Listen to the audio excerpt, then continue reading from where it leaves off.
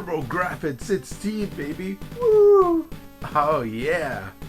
Now everybody loves to collect for the system because the games are so rare. The games for it are just so awesome and unique. But yeah, finding all these games in the wild, it's gonna be very difficult. Let me just warn you right off the bat. So let me see if I can give you a few pointers on how to find a TurboGrafx-16 collection for yourself. Alright, collector's turbo tips number 1. Shop around, baby. I'm not talking about places like your local Walmart or something weird like a GameStop. Find where the retro games are actually being sold at. The mom and pop shops. And you don't always have to look in the fancy places either, like the actual stores. No, go to like garage sales and all that. Yeah, take a look at this game right here. World Sports Competition, made out in 1993. Very tough to find in the wild. I found this at a garage sale for 50 cents. 50 cents! Woohoo! The game is worth about $50 on eBay. Yeah, shop around, find out where the game stores are, look up garage sales, Kijiji, stuff like that, and maybe you might find a rare gem like I found with this one. I had to work like a 9-to-5 job. I gotta do errands, I gotta like pay bills and all that sort of stuff.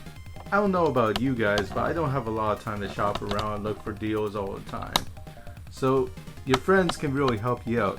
If they know you're a collector and they happen to find a great deal, but you know they're not really interested in TurboGrafx-16 stuff, boom, they can give you a call saying, hey dude, I just found this really rare game, you're interested, man? It's great because your friends can be your eyes and ears while you're doing your own thing, and they can help you out. Your friends in the wild can help you find rare deals that maybe you can't find anywhere else. Yeah, so tip number 3, epic eBay.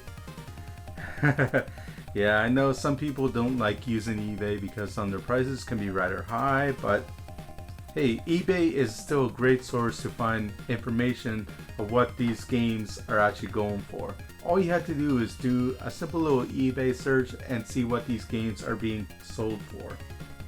Check out the sold listings and see what these games were actually selling at, so when you do buy the game, you know that you're not getting ripped off.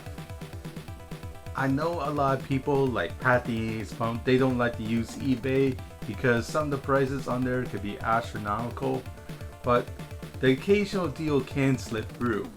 Maybe some of you heard my Dynastic Hero story before, one of the rarest games you can get for a North American TurboGrafx-16 lineup. Yeah, normally this sells for about $900 to $1,000. I got it for about $300 because this dude was selling it in Europe. It flew under radar and I was able to buy it nice and cheap. I know $300 isn't cheap for a lot of people, but it was cheap for this game in particular, of course. So don't be afraid to bite the bullet sometimes. Save out some money, have some space on your credit card. If you see a good deal, don't be afraid to snag it up.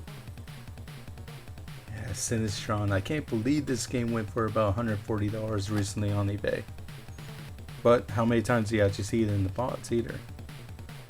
Sid Mead's Terraforming, a great shoot 'em up that I think went for about $700 the last time it was on eBay.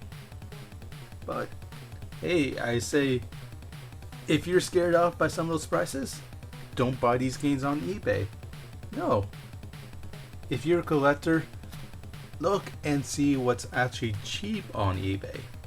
Blazing Lasers, Pawns Adventure, Power Golf, these are all great games in their own particular way, but they're also cheap as well.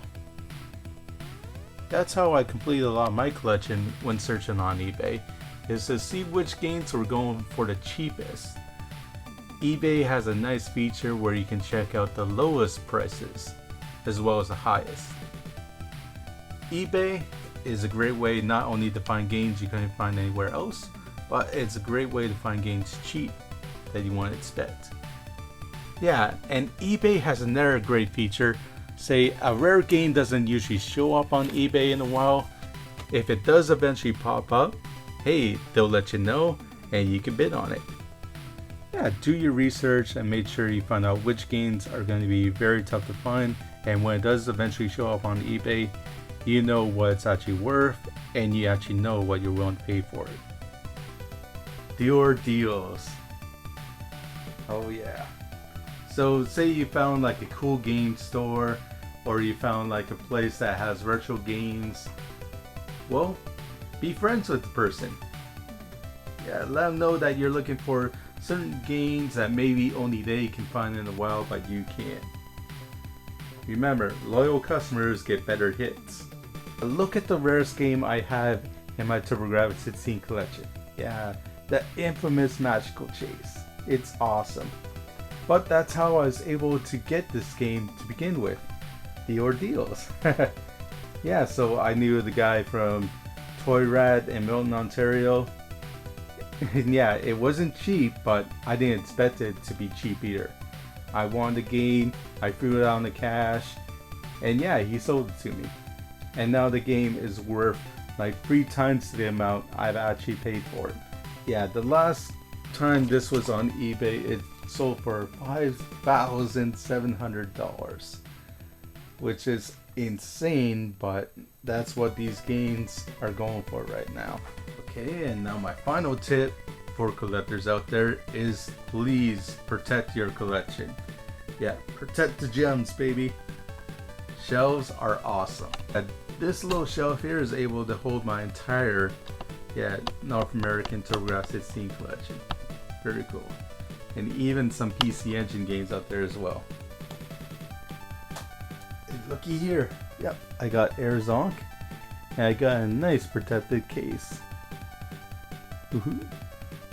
Now, if this gets hit by a flamethrower or a major flood or something, it's screwed. But yeah, this actually drops to 4 if it gets hit by a pencil or some kid starts to write on it.